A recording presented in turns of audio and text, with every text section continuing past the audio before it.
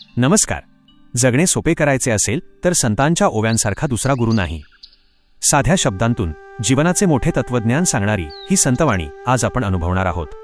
हा व्हिडिओ पूर्ण पहा, जेणेकरून या विचारांची शिदोरी तुमच्यासोबत कायम राहील. तुमची मते आमच्यासाठी मोलाची आहेत, त्यामुळे अभिप्राय नक्की द्या. आपल्या या रोजच्या धावपळीच्या, काळजीच्या आणि संकटांच्या आयुष्याला संतांनी एका विशाल समुद्राची उपमा दिली आहे. या समुद्रात नक्की काय घडतंय आणि यातून सुटायचा सोपा मार्ग कोणता हे सांगणारा हा अभंग आहे. संत नामदेव महाराज म्हणतात की हे जग म्हणजे एक असा अथांग समुद्र आहे जो पार करणे अतिशय कठीण आहे. या अथांग संसारात स्वतःला वाहून न देता योग्य काय आणि अयोग्य काय याचा विचार करून पोहून निघणारा म्हणजे जगणारा एखादा शहाणा माणूसच विरळा असतो.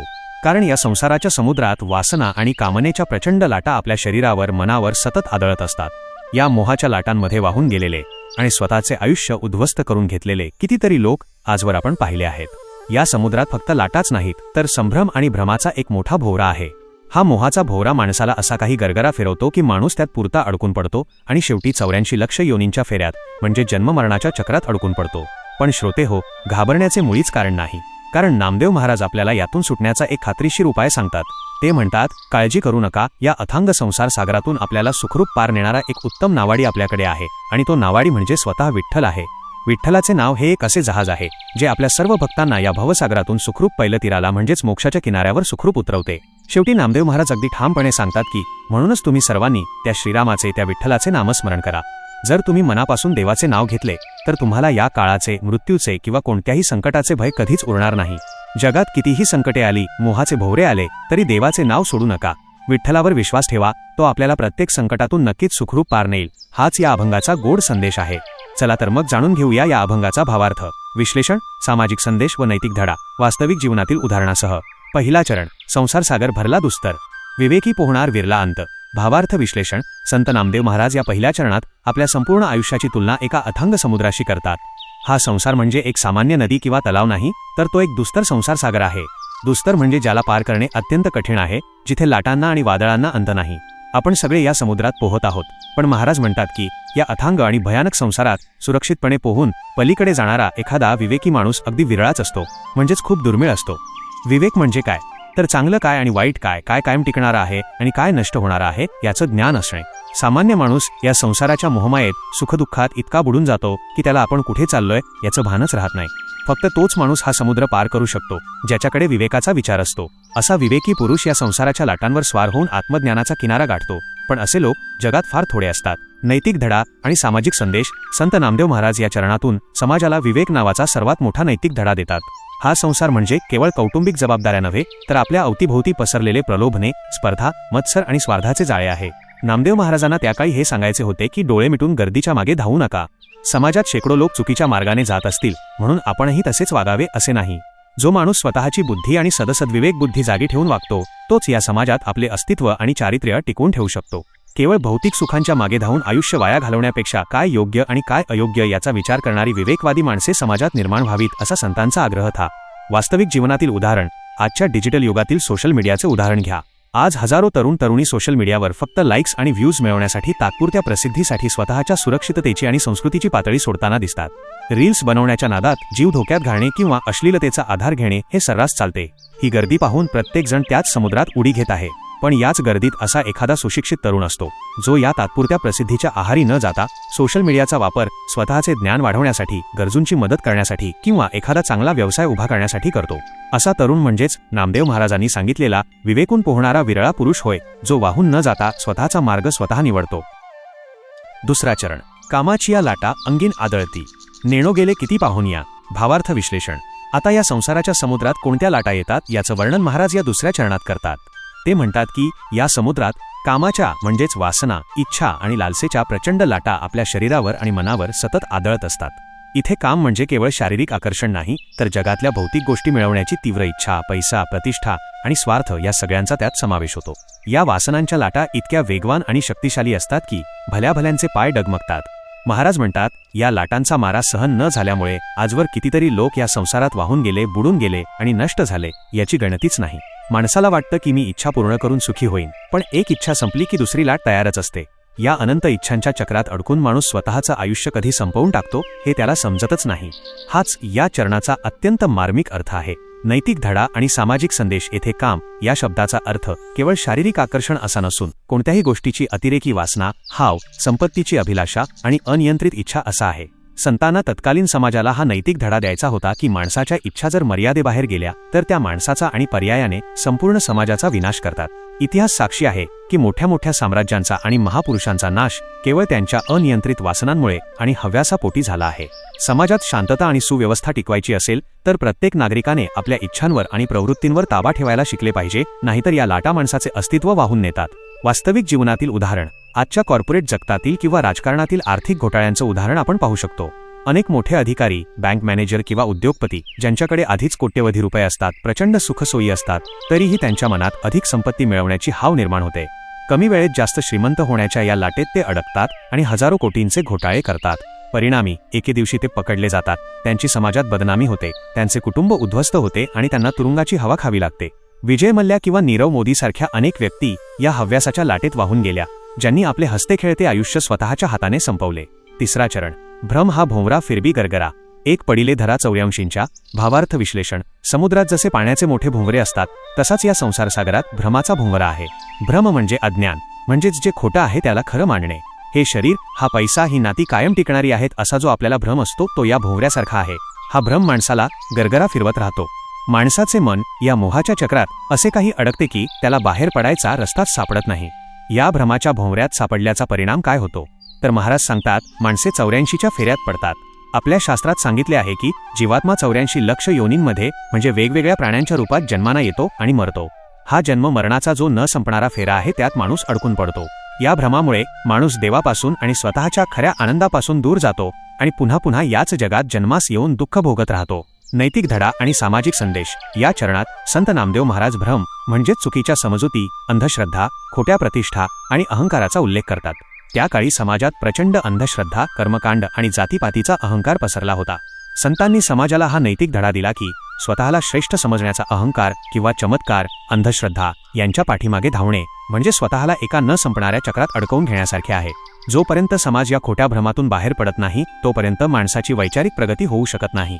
खोट्या प्रतिष्ठेसाठी माणसाने एकमेकांचा द्वेष करू नये हा अत्यंत मोलाचा संदेश यातून मिळतो. वास्तविक जीवनातील उदाहरण आजच्या समाजातील कौटुंबिक आणि सामाजिक पातळीवरील खोट्या प्रतिष्ठेचं उदाहरण पहा. अनेक मध्यमवर्गीय किंवा गरीब कुटुंब केवळ समाजात आपली पद दिसावी या भ्रमापोटी आणि अवाजवी प्रतिष्ठेसाठी मुलामुलींच्या लग्नात बँकांकडून किंवा सावकारांकडून लाखो रुपयांचे कर्ज काढतात, अवाढव्य खर्च करतात, हुंडा देतात आणि नंतर ते कर्ज फेडता फेडता संपूर्ण आयुष्य गरिबीच्या चक्रव्यूहात अडकून पडतात. काही शेतकरी तर याच कर्जबाजारीपणाला कंटाळून आत्महत्या करतात. लोक काय म्हणतील हा जो मोठा भ्रम समाजाने पाळला आहे तोच माणसाला गरगरा फिरवून देशोधडीला लावतो. संतांना नेमका हाच भ्रम तोडायचा होता. चरण, नावाडया विठ्ठल भवसिंधू तारून. भक्तान पैलपारू उतरितो. भावार्थ विश्लेषण. पण श्रोते हो, नामदेव महाराज आपल्याला फक्त संकट सांगून सोडत नाहीत तर ते यातून बाहेर पडायचा महामार्ग दाखवतात.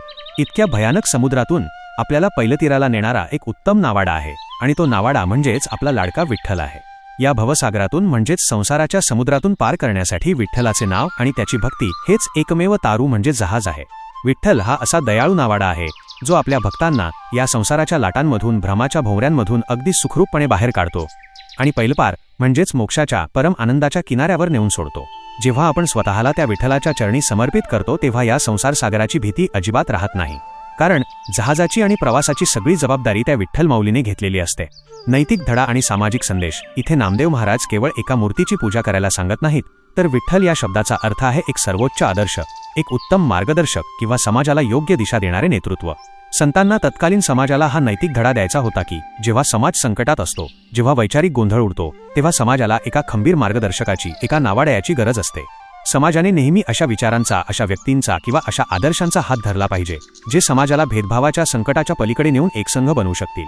योग्य नेतृत्वावर विश्वास ठेवणे आणि स्वतःमध्येही ते नेतृत्व गुण विकसित करणे हा यातील सामाजिक संदेश आहे. वास्तविक जीवनातील उदाहरण आपण भारताच्या स्वातंत्र्य लढ्याचे किंवा समाजसुधारकांचे उदाहरण घेऊ शकतो.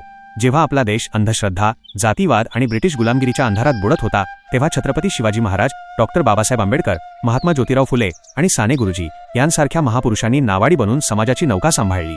डॉक्टर बाबासाहेब आंबेडकरांनी शिक्षणाचा आणि संविधानाचा मार्ग दाखवून कोट्यवधी शोषित वंचित लोकांना अंधारातून बाहेर काढले आणि सन्मानाने जगण्याचा पैलतीर दाखवला. समाजात जेव्हा जेव्हा असे योग्य मार्गदर्शक लाभतात तेव्हा संपूर्ण समाजाचा उद्धार होतो. 5वा चरण, नामा म्हणे नाम स्मरा श्रीरामाचे. भय कळी काळाचे नाही तुम्हा. भावार्थ विश्लेषण. शेवटच्या चरणात संत नामदेव महाराज संपूर्ण अभंगाचा अर्थ आपल्याला सांगतात. ते म्हणतात, जर तुम्हाला या सगळ्या संकटांतून सुटायचे असेल तर एकच सोपा उपाय करा. तो म्हणजे श्रीरामाचे म्हणजेच परमात्म्याचे नामस्मरण करा. नामस्मरण ही एवढी सोपी आणि प्रभावी गोष्ट आहे की त्यासाठी कोणत्याही मोठ्या कष्टाची गरज नसते. मनात सतत देवाचे नाव घेणे हाच भवसागर पार करण्याचा सर्वोत्तम मार्ग आहे.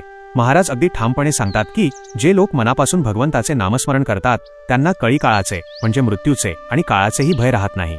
काळ हा सर्वांना गिळंकृत करतो, पण जो देवाच्या नामात मग्न असतो त्याला काळही स्पर्श करू शकत नाही. नामस्मरणामुळे माणसाचे मन शुद्ध होते, त्याला आत्मिक बळ मिळते आणि संसारातील सर्व दुःखे भीती नष्ट होतात. नैतिक धडा आणि सामाजिक संदेश या शेवटच्या चरणात संत नामदेव महाराज नामस्मरण करायला सांगत आहेत. सामाजिक दृष्टिकोनातून नामस्मरण म्हणजे केवळ जप करणे नव्हे, तर आपल्या अंतःकरणात नेहमी सत्याचे, प्रामाणिकपणाचे आणि सदाचाराचे स्मरण ठेवणे होय. श्रीराम हे या देशात मर्यादा पुरुषोत्तम, एकवचनी आणि आदर्श राजाचे प्रतीक मानले जातात. संतांना समाजाला हा नैतिक धडा द्यायचा होता की जर तुमचे वर्तन सत्याचे असेल, जर तुमच्या मनात सतत चांगल्या विचारांचे स्मरण असेल, तर तुम्हाला या जगात कोणत्याही संकटाचे, अगदी मृत्यूचे किंवा काळाचेही भय बाळगण्याची गरज नाही. निर्भय समाज निर्माण करणे हा यामागचा मुख्य उद्देश होता. जो माणूस मनाने शुद्ध आणि कर्माने प्रामाणिक असतो तो कोणालाही घाबरत नाही. वास्तविक जीवनातील उदाहरण. अतिशय प्रामाणिकपणे आणि नैतिकतेने जगणाऱ्या एखाद्या सामान्य नागरिकाचे किंवा अधिकाऱ्याचे उदाहरण घ्या. जसे की आपल्या देशातील IAS किंवा IPS अधिकारी जे कोणत्याही राजकीय दबावाला किंवा लाचेला बळी पडत नाहीत. ते संविधानाला आणि सत्याला आपले दैवत मानतात आणि त्याच नामाचे स्मरण ठेवावे म्हणून काम करतात. अशा प्रामाणिक अधिकाऱ्याची कितीही बदली केली, त्यांना कितीही धमक्या दिल्या तरी त्यांच्या मनात भय नसते, कारण त्यांचे कर्म शुद्ध असते. समाज अशाच निर्भय आणि प्रामाणिक लोकांवर टिकून राहतो ज्यांच्या पाठीशी त्यांच्या सत्कर्माची ताकद असते. आजच्या म्हणजेच सध्याच्या काळातील नवीन पिढीसाठी अभंगाचा संदेश त्यांच्या आधुनिक भाषेत. प्रिय मित्रांनो, तुम्हाला कधी असे वाटते का की तुमचे आयुष्य एका चक्रव्यूहात अडकले आहे? इंस्टाग्रामचे रील्स स्क्रोल करताना अचानक 2 तास निघून जातात, रात्री झोप येत नाही, करिअरची चिंता सतावतीये, रिलेशनशिप स्टेटसमुळे डोकेदुखी वाढली आहे आणि या सगळ्यात स्वतःची शांतता कुठेतरी हरवून गेली आहे. जर तुमचे उत्तर हो असेल तर आजपासून 700 वर्षांपूर्वी संत नामदेवांनी तुमच्या याच मानसिक स्थितीवर एक उत्तम मेंटल हेल्थ गाईड लिहून ठेवला आहे. त्यालाच आपण अभंग म्हणतो. संत नामदेव महाराज म्हणतात, हा संसार एक दुस्तर सागर आहे. आजच्या काळात हा सागर म्हणजे काय, तर अमर्याद माहितीचा मारा, इन्फॉर्मेशन ओव्हरलोड, चंगळवाद, कन्झ्युमरिझम आणि सततची स्पर्धा. या अथांग समुद्रात प्रत्येकजण पोहायचा प्रयत्न करतोय, पण थकून जातोय. यात जिंकेल कोण? जो विवेकी असेल. विवेक म्हणजे आजच्या भाषेत माइंडफुलनेस किंवा फिल्टर. काय पाहावे, काय ऐकावे, काय यावे आणि काय रिजेक्ट करावे याचे भान असणारा माणूसच या जगात डिप्रेशनमध्ये न जाता आनंदाने जगू शकतो. कामाची या लाटा अंगीन आदळती. आपल्या मनात दर सेकंदाला येणाऱ्या वासना, नवनवीन गॅजेट्स घेण्याची इच्छा, इतरांना दाखवण्यासाठी जगण्याची वृत्ती, फ्लेक्सिंग म्हणजेच या लाटा आहेत. सोशल मीडियाचे अल्गोरिदम डिझाईनच असे केले आहेत की तुमच्या मनात सतत इच्छांची लाट निर्माण व्हावी. या लाटांवर नियंत्रण मिळवणे सोपे नाही. अनेक मोठे लोक यात अडकले. या लाटांपासून वाचण्यासाठी आपल्याला डिजिटल डिटॉक्स आणि आत्मसंयमाची गरज आहे. भोंवरा वर्लपूल जसा जहाजाला एकाच ठिकाणी गोल फिरवून बुडवतो, तसेच आजचा भ्रम आपल्याला फिरवतोय. माझ्याकडे महागडी गाडी, आयफोन किंवा ब्रँडेड कपडे असतील तरच मी यशस्वी, हा आजचा सर्वात मोठा भ्रम आहे. या दिखाव्याच्या जगात फोमोमध्ये अडकून तरुण पिढी कर्जाच्या आणि मानसिक तणावाच्या चक्रात 84च्या फेऱ्यात अडकत चालली आहे. या चक्रातून बाहेर पडायचे असेल तर स्वतःचे खरे अस्तित्व ओळखायला हवे. जेव्हा लाईफमध्ये प्रचंड गोंधळ, केऑस उडतो तेव्हा आपल्याला एका मेंटॉरची, एका गाईडची गरज असते. नामदेव महाराज म्हणतात, तो मेंटॉर म्हणजेच विठ्ठल. विठ्ठल म्हणजे केवळ देव्हाऱ्यातील मूर्ती नाही, तर ती विश्वाची, ती सर्वोच्च सकारात्मक ऊर्जा आहे जो तुमचा अँकर बनतो.